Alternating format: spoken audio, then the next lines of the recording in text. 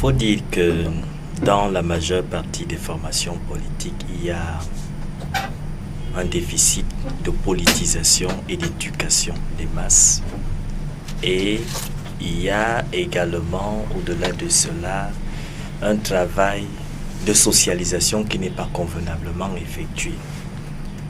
Tout ceci impacte fortement sur la volonté des membres de ces différentes formations politiques à s'inscrire sur les listes électorales et donc forcément à s'impliquer dans le jeu.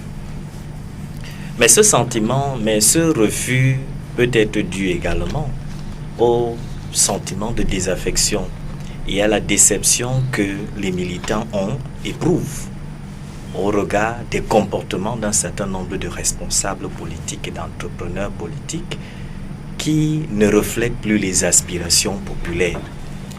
Les membres, les adhérents, les sympathisants déboussolés, désorientés se posent véritablement la question de l'utilité de l'inscription, puisque l'inscription est fondamentalement liée à l'exercice de ce devoir citoyen. Oui.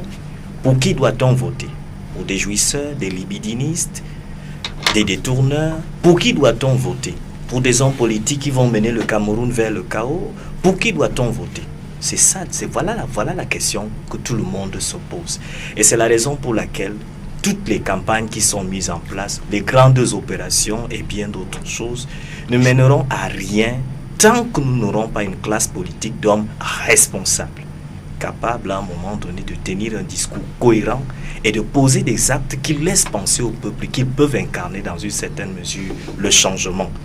Et face à